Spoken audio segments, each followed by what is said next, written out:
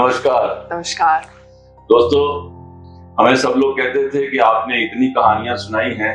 हमारे कुछ दोस्त जिन्होंने हमको वापस फीडबैक दिए और जिनकी लाइफ से हम भी एनकरेज होकर हम भी आज कुछ करने के लिए आगे बढ़ रहे हैं, ऐसे हमारे एक स्कूल के दोस्त, डीएवी स्कूल सेक्टर 8 चंडीगढ़ के मेरे सीनियर थे कपिल देव जी।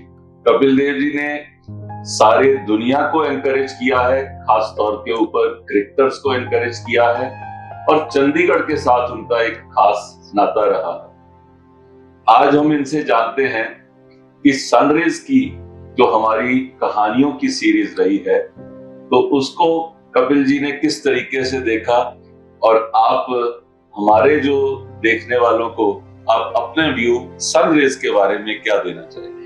नमस्कार। सबसे पहले तो मैं ये कहूंगा कि मैंने इनकरेज किया ऐसा कुछ नहीं है। मेरे को तो अपना था कि how I can make my life, मैं कैसे एंजॉय कर सकता हूँ, कैसे अच्छा काम कर सकता हूँ। आप जो काम कर रहे हैं ये एक selfless work I would consider कि एक सोसाइटी के लिए मेरी जिंदगी एक ही है कि हम पॉजिटिव लाइफ कैसे बना सकते हैं। एक तो सबसे बड़ी बात, हम पैदा हुए इस दुनिया में, इससे ज्यादा लकी कोई नहीं हो सकता कि हम पैदा हुए। हम पे भगवान मेहरबान है, भगवान सब पे मेहरबान है, ऐसा नहीं है कि नहीं है, लेकिन कुछ लोगों को थोड़ा ज्यादा मिल जाता है और जब ज्यादा मिलता है तो उन लोगों को वापस देना सोसाइटी को बहुत जरूरी हो जाता है कि यार मैं आपकी कहानियों से कुछ सीख सकता हूं तो वो मैं अपने पास रख सकता हूं, जो नहीं सीख सकता छोड़ देता हूं। जब आप इच्छा रखते हो और बेहतर लाइफ बनाने की, I think life become much better. That's the way I look it. I think मेरा ख्याल है कि हर व्यक्ति अगर ऐसा सोचे कि जैसे आपने कहा कि हम को भगवान ने मनुष्य का रूप दिया, तो this itself is a very big blessing. और हम दोनों ने भी सोचा कि भगवान ने हमें इतना कुछ दिया है, हाउ कैन वी पे back to the society.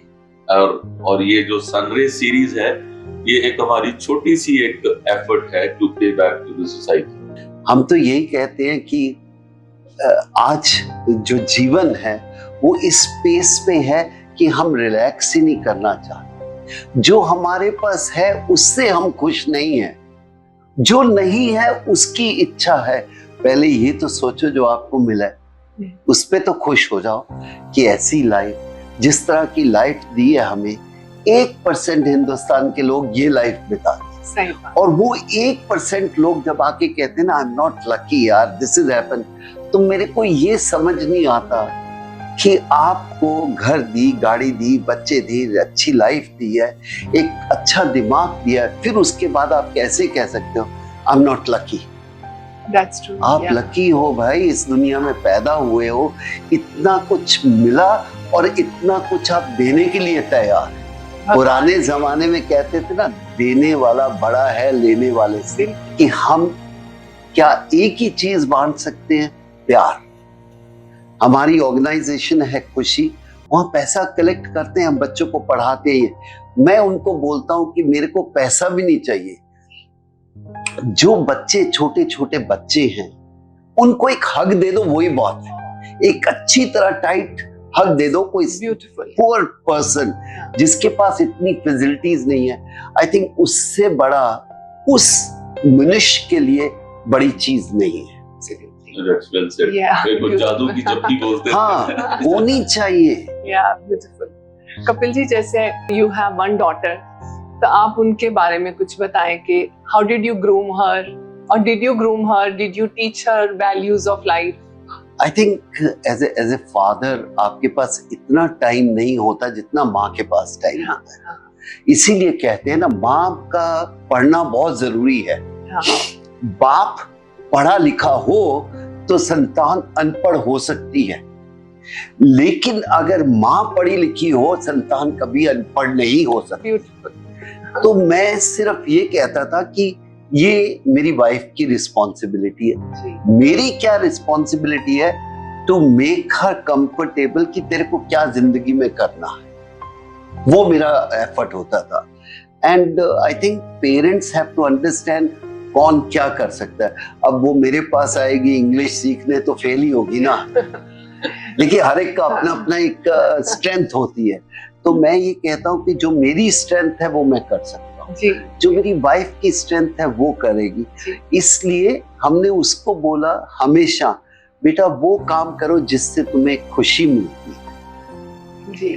Happiness is very important. Happiness not becoming famous, happiness is feel within yourself, I'm satisfied, I'm kind to other people, kind to animal, kind to so many people where you can help other people. That's what my teaching to my daughter is. To be a good human being. Good human being. Yes. अगर life मिली है तो अच्छे बनो ना। मैं भी किसी को भी मिलता हूँ। क्या बनाना चाहते थे? मैं तो उसको बोलता था तू जो मैं चाहता हूँ एज ए फादर तो कभी नहीं बन सकती, कभी हो ही नहीं सकता।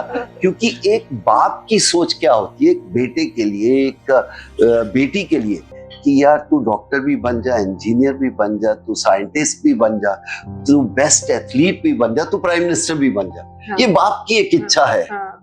पर ये सब कुछ नहीं होने वाला अगर उसकी इच्छा नहीं है। तो मैं सोचता था हमेशा उसको, तेरे को क्या बनना है, तू मेरे को ये बता। अब अगर उसको स्विमिंग करनी है मैं उसको लेके जा सकता हूँ, स्विमिंग उसने खुद करनी है। अगर उसको खेलना है तो मैं मैदान में लेके जा सकता हूँ, खेलना उसको खुद है। उसको पढ़ना है तो मैं स्कूल में लेके जा सकता हूँ, पढ़ाई उसको खुद करनी है। इस तरह की मैं सोच हमेशा रखी है। तो आप ये ओवरऑल जैसे सोसाइटी में, देश में जो आप देखते हैं उसके बारे में आप क्या एडवाइस करना चाहेंगे? What is your thought process on this? मैं देखना चाहता हूँ एक यंग बच्चे ने कुछ अचीव किया, मैं उसके बारे में जानना चाहता हूँ।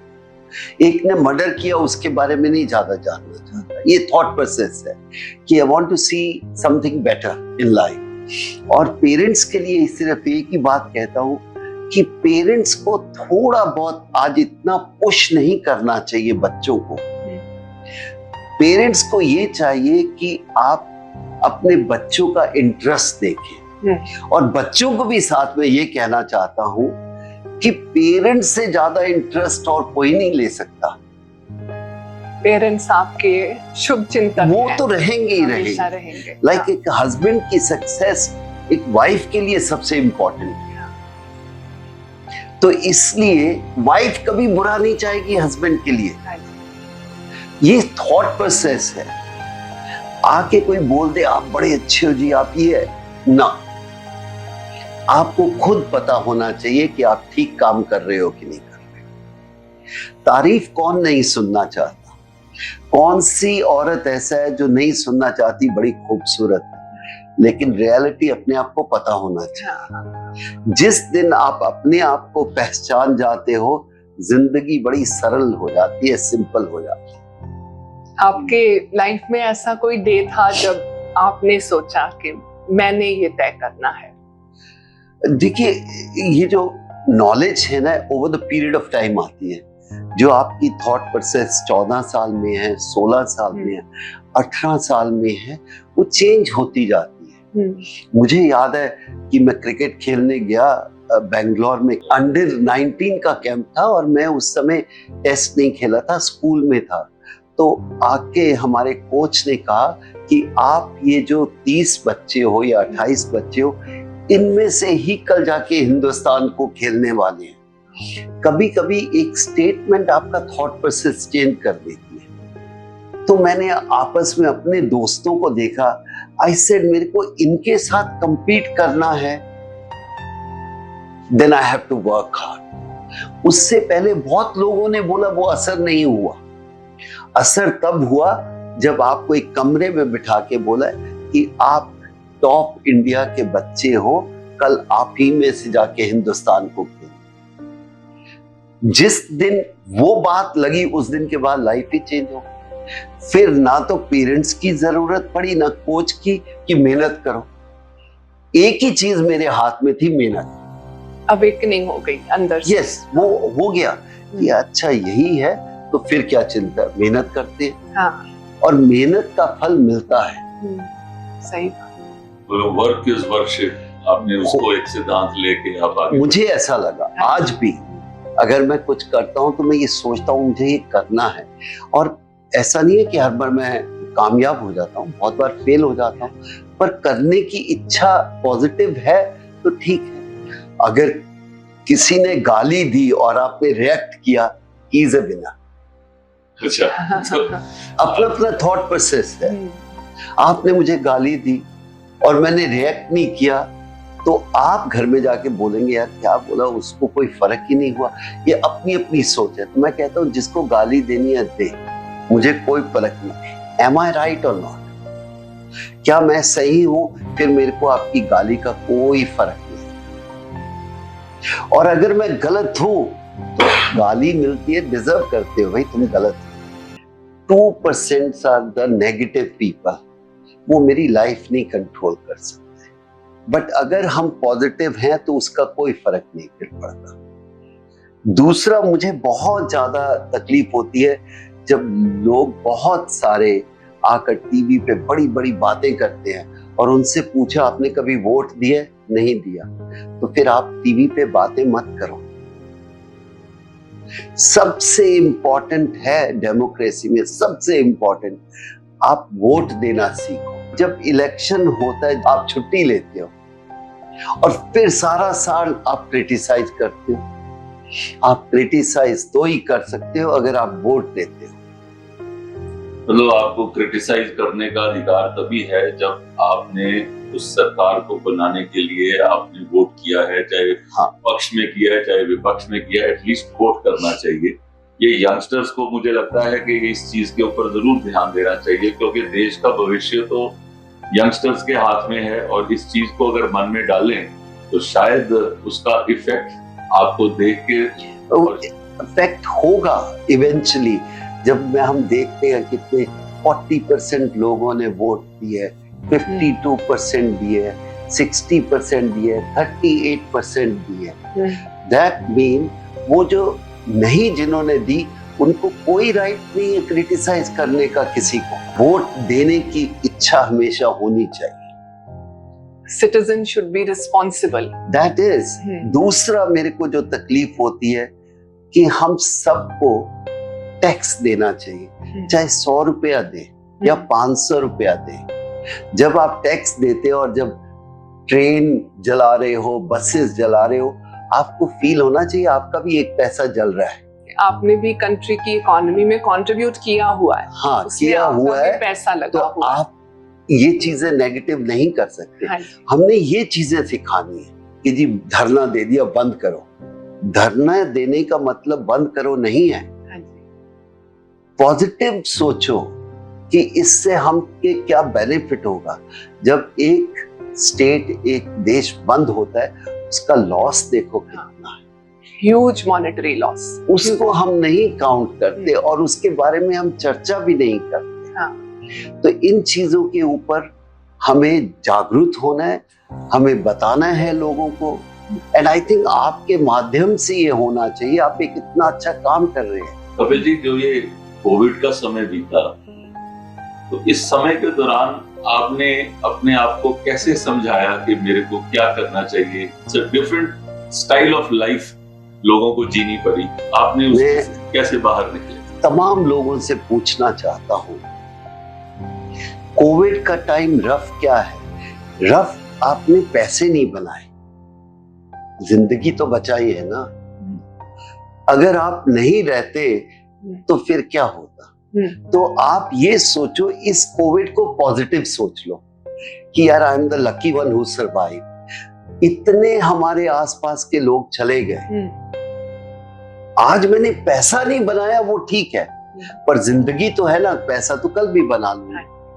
मैं कहता हूं कि कोविड में मैंने इतना कुछ सीखा, अगर मेरे को करोड़ों रुपए देते तो भी नहीं सीख पाता। आप सिर्फ पॉजिटिव सोचोगे तो ये कोविड नेगेटिव नहीं था, पॉजिटिव था।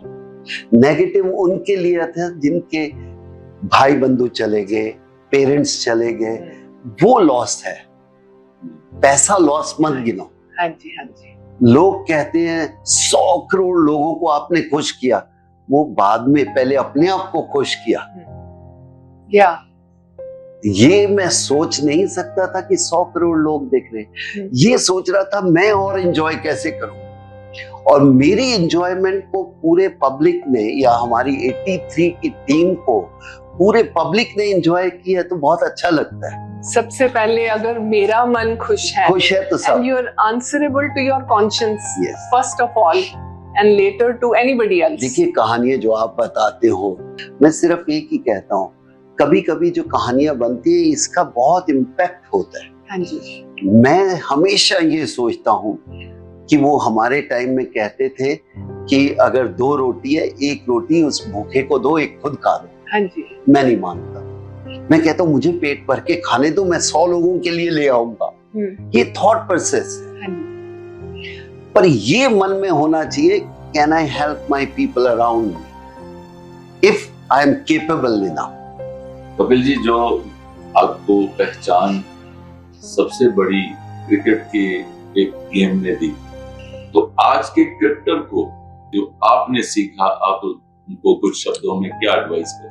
देखिए, आज के क्रिकेटर को मैं नहीं बता सकता क्योंकि I am not in their shoes. मुझे नहीं मालूम उनकी रिक्वायरमेंट क्या है। मेरे लिए बहुत आसान है बताना ऐसा करो, मुझे नहीं मालूम क्योंकि मैं क्रिकेट छोड़ा उसके बाद उनके पास नहीं जाता।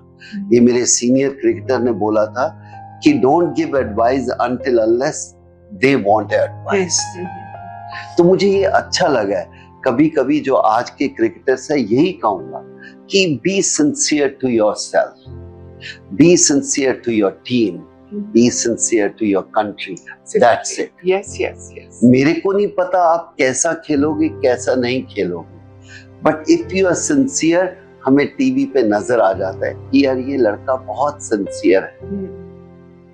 तो उसकी चाल से आप देख लेते हैं। Over the period of time आप सीख जाते हो, आपको पता चल जाता है इसके हालात। अगर कोई दारू पी के ज्यादा आएगा, लुढ़क रहा है, तो पता चलता है ना कि इसने दारू पी रखी है। ये आज के बच्चे हमसे 100 गुना बेहतर हैं। ये ज्यादा स्मार्ट है, ज्यादा इंटेलिजेंट है। अगर ये ना होते तो दुनिया आगे नहीं बढ़ती। दुनिया तभी आगे बढ़ती है क्योंकि the next generation is smarter than अस।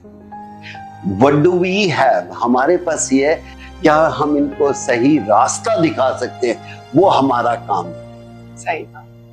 उनसे सीखना कुछ हमें वो बहुत जरूरी है। उनमें करेज है, उसका थॉट प्रोसेस है।